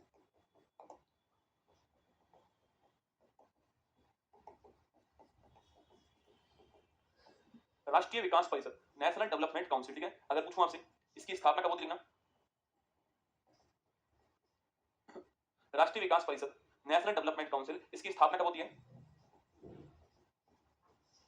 6 अगस्त 1952 को इसकी स्थापना होती है, ठीक है। तो नेशनल डेवलपमेंट काउंसिल की स्थापना कब होती है? 6 अगस्त 1952 को इसकी स्थापना होती है। आपको ध्यान रखना, ठीक है। केंद्र सरकार प्लस, अब देखिए इसमें कौन कौन शामिल है? पहली बात, जो 5 वर्षीय योजना जो है उसका अंतिम अप्रूवल देने वाली संस्था कौन सी है? ठीक है, लिख लीजिए। जो 5 ईयर जो प्लान है, हिंदी में लिख दीजिए, जो पंचवर्षीय योजना जो है, पंचवर्षीय योजना को अंतिम स्वीकृति देने वाला कौन है? तो वो है हमारा एनडीसी, नेशनल डेवलपमेंट काउंसिल। आपको नोट करना है, ठीक है। इसमें दोस्तों सेंट्रल गवर्नमेंट तो है, उसके साथ में इसमें स्टेट भी शामिल है, राज्यों के मुख्यमंत्री शामिल है इसमें ना, यूटी जो उनके जो प्रशासक होंगे वो भी शामिल है, ठीक है। तो नेशनल डेवलपमेंट काउंसिल जो है इसमें केंद्र सरकार शामिल है, इसके अलावा राज्य सरकार शामिल है इसमें, मतलब सीएम शामिल है इसमें, और इसके अलावा यूटी जो प्रशासक है, जहां पर मुख्यमंत्री तो वो शामिल है, बाकी जो प्रशासक वो शामिल है इसमें। ये तीनों शामिल होते हैं, ठीक है। तो नीति आयोग दोस्तों, आपकी जो नीति आयोग है वो दोनों को मिला के बनाया गया, ठीक है। ये आपको ध्यान रखना, नोट कीजिए।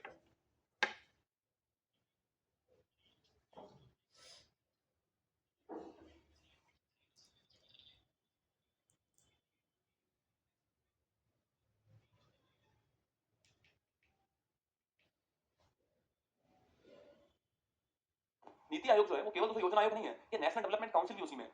दोनों को मिला के बना दिया नीति आयोग ने, ठीक है, कुछ नहीं है। दोनों को मिला के नया संस्था बना दिया नीति आयोग। तो ये इसमें सेंट्रल गवर्नमेंट भी, स्टेट गवर्नमेंट, सीएम भी है और यूटी प्रशासक शामिल है इसमें। अंतिम अप्रूवल देने वाली संस्था यही है, कौन सी? आपकी नेशनल डेवलपमेंट काउंसिल। आपको ध्यान रखना है, ठीक है। 6 अगस्त 1952 को इसकी स्थापना होती है। तो ये इतनी महत्वपूर्ण संस्था है। आप सोचिए, इसमें सेंट्रल गवर्नमेंट शामिल है, इसमें स्टेट गवर्नमेंट के सीएम शामिल है। मतलब दोस्तों मैं आपसे अगर ये कह दूं कि सेंट्रल गवर्नमेंट शामिल है और स्टेट के मुखिया शामिल है इसके अंदर, इसे एनडीसी को सर्वोच्च मंत्री परिषद का के संस्थानम साहब ने। और ये सवाल खूब पूछता है आपसे एग्जाम वाला, लिखिए ये सवाल एग्जाम वाला खूब पूछता है ना, ये के संस्थानम, ये नाम तो आपको याद होगा, याद करो। एंड याद करो, सेंट्रल विजिलेंस कमीशन का के लिए आयोग बना था आपके। इसने कहा है कि जो एनडीसी जो है ना, एनडीसी सर्वोच्च मंत्री परिषद है। एनडीसी सर्वोच्च मंत्री परिषद है। ये कहने वाले कौन? कहने वाले आपके के संस्थानम साहब का नाम भी आपको ध्यान रखना है, ठीक है। तो एनडीसी प्लस योजना आयोग क्या बन गया? नीति आयोग बन गया भविष्य में, जो मैंने आपको इकोनॉमिक्स में दिखाया हुआ है। बस एक लाइन लिख दीजिए आप यहाँ पर आप एक लाइन लिख दीजिए। देखिए 1 जनवरी 2015 को योजना आयोग के स्थान पर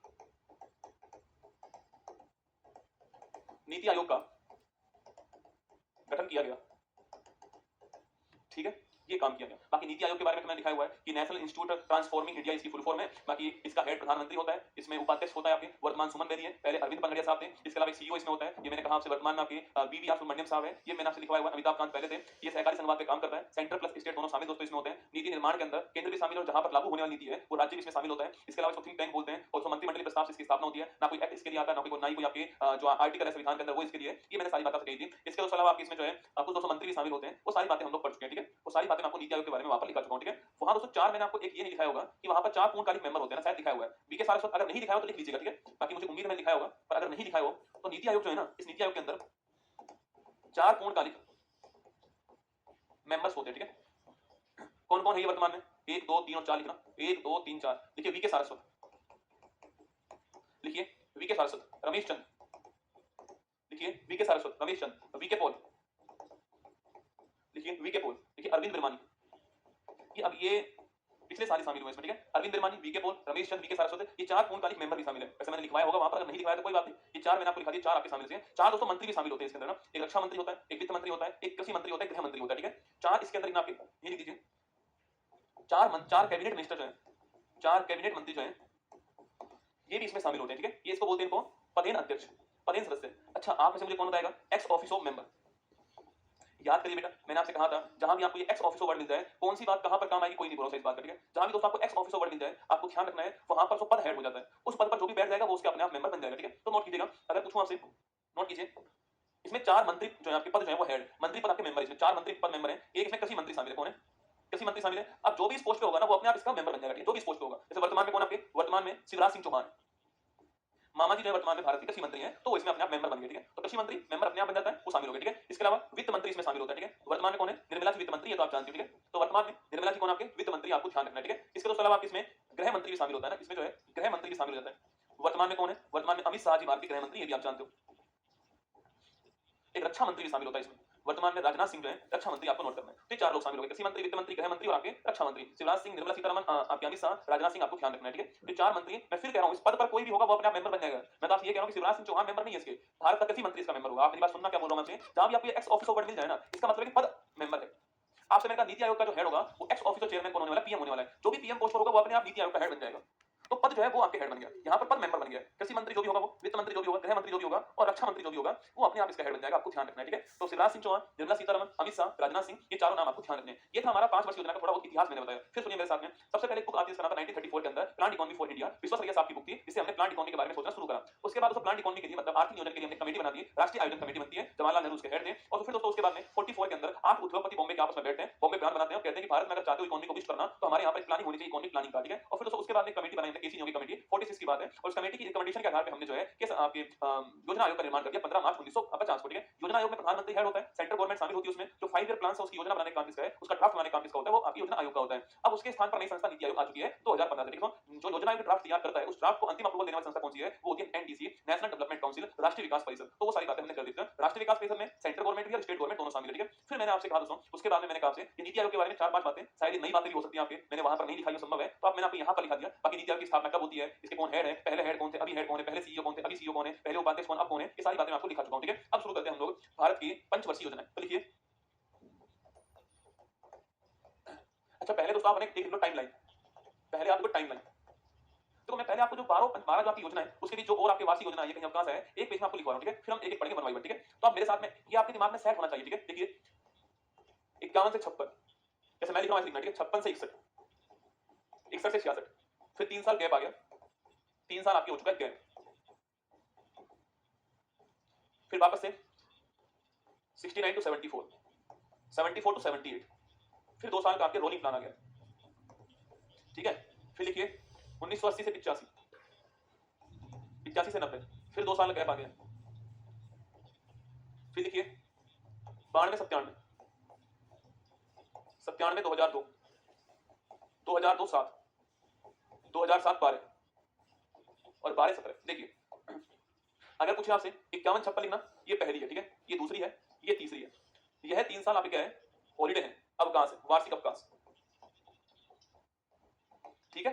फिर देखिए ये आपकी चौथी हो गई, ये पांचवी है। पांचवी की खास बात यह है कि केवल 4 साल चली है, 74 टू 78 केवल 4 साल चली है। उसके बाद 2 साल के लिए क्या आ गया भारत में, रोलिंग प्लान आ गया, इसको हिंदी में बोलते हैं आपकी अनवरत योजना, ठीक है? फिर ये आ गई आपके नंबर 6 आ गई, ये नंबर 7 आ गया ना, और फिर 2 साल वापस क्या आ गया है, वार्षिक अवकाश आ गया, ठीक है? फिर ये नंबर 8 आ गया, फिर नंबर 9 आ गया, फिर 10 आ गया, फिर 11 आ गया और ये 12 आ गया। तो 12वीं योजना हमारी अंतिम योजना है, ये लास्ट 5 ईयर प्लान है 12वां, अंतिम योजना है 12वीं, इसके बाद कोई और योजना नहीं आई है, यह है आपकी अंतिम योजना थी, ठीक है? तो नोट कीजिए एक बार, ये आपके दिमाग में सेट करो इसको। कभी-कभी एग्जाम में सवाल टाइमलाइन को लेकर आते हैं, तो ये पेज भी आपको सवाल में सही कर सकता है एग्जाम के अंदर, ठीक है? तो नोट करो इसको एक बार, ऐसे ही नोट करना है। देखो मैंने कहां अंत किया है, जहां पर अवकाश आ गया है, यहाँ वार्षिक अवकाश, यहाँ रोलिंग प्लान, वहां वार्षिक अवकाश और वहां समाप्त। तो आपको भी ऐसे ही अंत करना है, पहली, दूसरी, तीसरी, चौथी, पांचवी, छठी, सातवीं, आठवीं, नवीं, 10वीं, 11वीं, 12वीं। नोट कीजिए, लोकसभा अध्यक्ष का चुनाव हो गया है, बिल्कुल हो गया, चुनाव हो गया, ओम बिरला की वापस से लोकसभा अध्यक्ष बन गए ना। चलो इसको ऐसे नोट करो। फिर हम शुरू करते हैं, पहली कहां पर है, दूसरी कहां पर है, उनमें कौन कौन से भारत में विकास हुए। एक बात आप हमेशा नोट कर लेना कि जो 5 वर्षीय योजना जो है ना, ये आप समझिए, देखो एक तो है मॉडर्न इंडिया जो आप पढ़ते हो, मॉडर्न हिस्ट्री, जिसमें आप 74 77 से 83 के युद्ध से और 1947 तक जो कुछ हुआ है वो पढ़ते हो। इसके बाद वाला आप मानो 5 वर्षीय योजना, 1951 से यहां तक जो कुछ हुआ है उनको हमने 5-5 वर्ष के प्लान में बांट दिया। अब जो घटनाएं हुई हैं, अब जो मैं पढ़ाने वाला हूं ना आपको, ये आजादी के बाद का भारत जो है डेवलप हो रहा है, वो मैं आपको पढ़ाने वाला हूं, ठीक है? आपको उसी हिसाब से सोचना है। जब मैं आपको यहां पढ़ाऊंगा तो आप सोचिएगा कि भारत में अंग्रेज अभी गए, सोच के देखना, अभी दोस्तों अंग्रेज भारत से गए हुए हैं, भारत और पाकिस्तान के बीच में लड़ाई करवा के गए अंग्रेज, ठीक है? उसके अलावा अच्छा लिख लिया, देखिए अब देखना आप क्या करना है दोस्तों। आपको जब मैं पढ़ाऊंगा तो आपको अभी वर्तमान की स्थिति नहीं देखनी, आपको जैसे मैं पढ़ाऊंगा वही देखना आपको, ठीक है? देखो लिखना, पहली पंचवर्षीय योजना, ये फर्स्ट 5 ईयर प्लान है, टाइम क्या है इसका, 51 से 56 है। अब सोचिए इस समय भारत की कंडीशन क्या है, अगर मैं पूछूं आपसे इस समय दोस्तों भारत जो है उसकी कंडीशन क्या है। देखो भारत के सामने समस्याएं कौन कौन सी है। पहली समस्या दोस्तों आपके अभी आजाद हुए हैं, अभी क्या हुए, आजाद हुए, ठीक है। सेकंड दोस्तों, ये अंग्रेज जो है वो भारत पाक के बीच में संघर्ष करवा के गए, तो भारत पाक संघर्ष जो है वो हुआ है। इसके बाद लिटरेसी दोस्तों है ही नहीं, केवल 14%। जब हम आजाद हुए थे ना उस समय हमारी साक्षरता कितनी थी आपके, केवल 14%। लिटरेसी बहुत कम है। खाद्यान्न की कमी दोस्तों भारत में आपकी, लिटरेसी कम है, खाद्यान्न की कमी भारत के अंदर ही ना, जो खाद्यान्न है इसकी कमी भारत के अंदर है। क्योंकि रसगुल्ला एक बड़ा दोस्तों हिस्सा जो खाद्यान्न वाला था, पंजाब वाला जो है, एक पंजाब तो हमारे पास में, एक पंजाब पाकिस्तान के अंदर भी है ना, जो उपजाऊ भूमि थी आपको वहां पर चली गई, तो खाद्यान्न कमी दोस्तों हमारे पास में हो चुकी है, ठीक है। नंबर 5 देखिए, गरीबी है और तो नई सरकार आई है। वर्तमान में हमारे पास 70-80 साल का अनुभव है। देखो एक बार मैं देखता हूं, कई बार आप भी देखते होंगे कि हम ऐसा करते हैं, हम पुरानी गवर्नमेंट को कोसते हैं कि 50 साल पहले ये हुआ होगा, कुछ नहीं हुआ, 60 साल पहले, 70 साल पहले कुछ नहीं हुआ। अगर कुछ भी नहीं हुआ होता तो आज ये सब कुछ नहीं होता, कुछ तो हुआ होगा रसगुल्ला ना, वरना दोस्तों आज ये सब नहीं होता।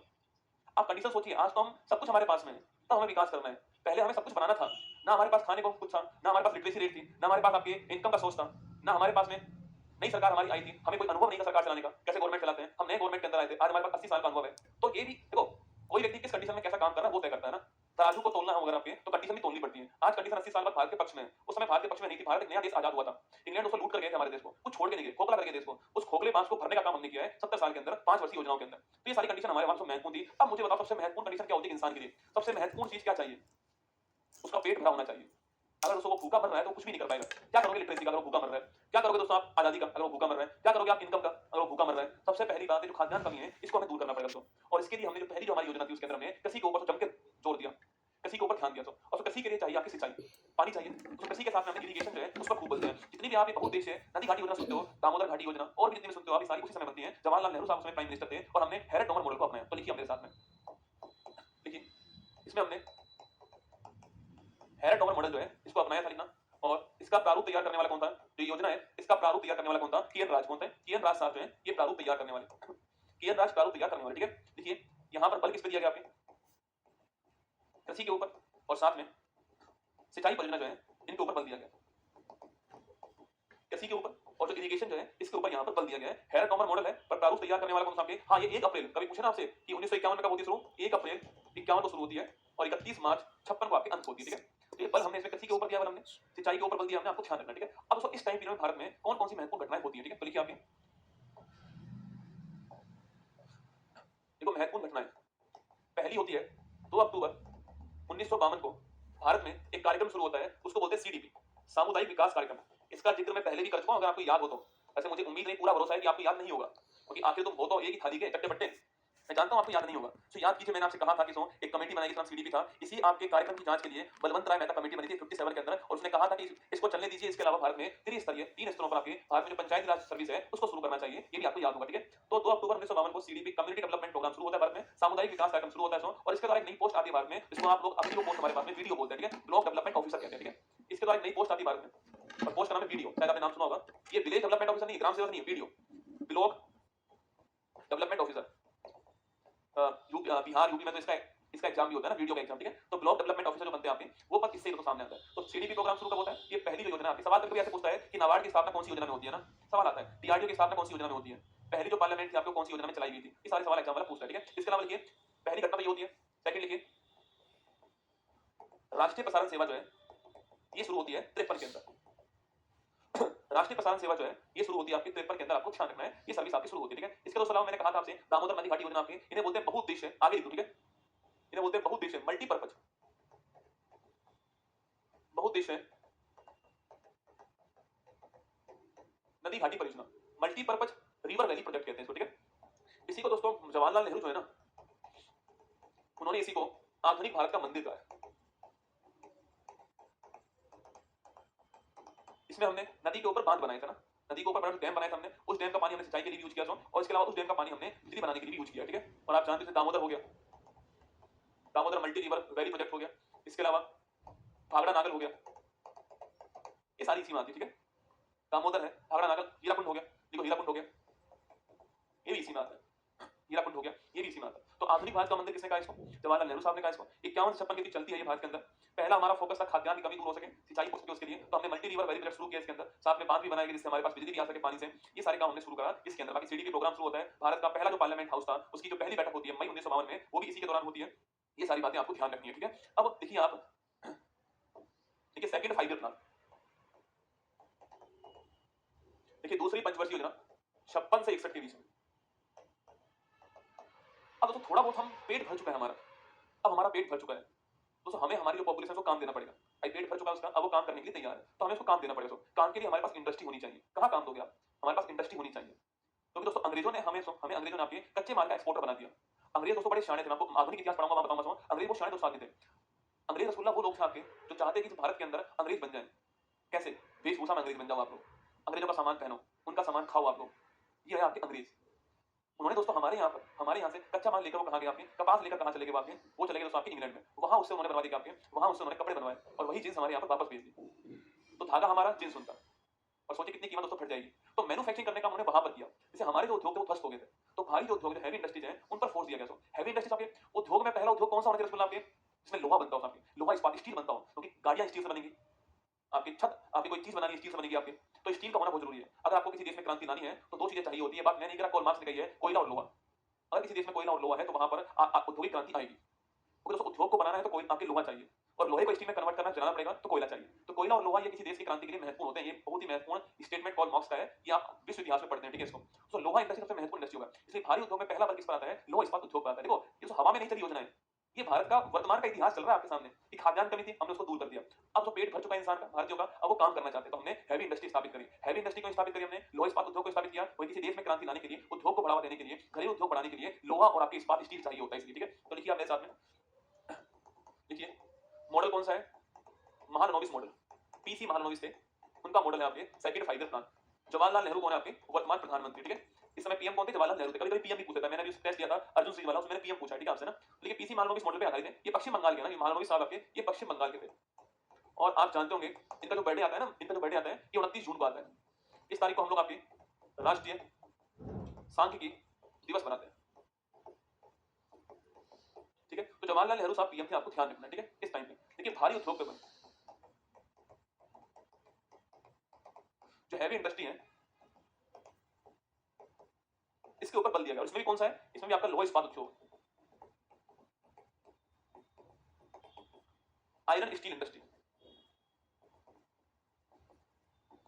लोहा इस्पात उद्योग जो है उसके ऊपर हमने बल दिया। तीन दोस्तों बड़े महत्वपूर्ण आपके लोहा इस्पात उद्योग जो है वो यहाँ पर स्थापित हुआ, आप जानते होंगे राउरकेला के अंदर, भिलाई के अंदर और आपके दुर्गापुरा के अंदर। तो देखिए आपके हमने यहाँ पर तीन जो है, थ्री इंडस्ट्री जो है वो हमने स्थापित कर दी। कहाँ कहाँ कर दी है? ये हमने राउरकेला में कर दी है, ये हमने दुर्गापुरा में कर दी है, और हमने भिलाई में कर दी है। राउरकेला कहाँ पर है? उड़ीसा के अंदर है। दुर्गापुरा कहाँ पर है? पश्चिम बंगाल के अंदर। भिलाई कहाँ पर है? छत्तीसगढ़ के अंदर है। राउरकेला पूछो आपसे किस देश की सहायता ली हमने इसके अंदर? जर्मनी की सहायता ली हमने। दुर्गापुर पूछो आपसे, इसमें हमने इंग्लैंड की सहायता ली, और भिलाई में किसकी ली हमने? रूस की सहायता। उस समय इसका नाम सोवियत संघ था, यूएसएसआर। तो हमने तीन इंडस्ट्री समय स्थापित कर दी, उनका नाम क्या है? राउरकेला, दुर्गापुरा, भिलाई, आपको नोट करना है, ठीक है। ओडिशा, पश्चिम बंगाल, छत्तीसगढ़ आपके यहाँ पर स्थापित होती है। और जर्मनी, इंग्लैंड, रूस जो है, रूस को उस समय सोवियत संघ यूएसएसआर बोलते थे ना, अब इसका नाम रूस हो गया, इसकी हमने सहायता दी, आपको ध्यान रखना है, ठीक है। ये हमारा सो। इसके अलावा मैंने कहा पंचवर्षीय योजना जो सेकंड वाली, इसमें याद करो 52 में सीडीपी स्टार्ट हुआ था, 57 में उसके लिए बलवंत राय मेहता कमेटी बनती है, और आपके 59 के अंदर क्या होता है? भारत के अंदर जो त्रिस्तरीय पंचायत राज उसकी शुरुआत होती है, ठीक है। तो देखिए एक पॉइंट तो हमारा हो गया भारी उद्योग, ठीक है। एक पॉइंट लिखना आप, 2 अक्टूबर 1959 को भारत के अंदर त्रिस्तरीय पंचायती राज जो है इसकी शुरुआत होती है। राजस्थान, नागौर शुरुआत होती है इसकी, 2 अक्टूबर 1959 को शुरुआत होती है, ठीक है। वहीं दोस्तों 1 जनवरी 1958 को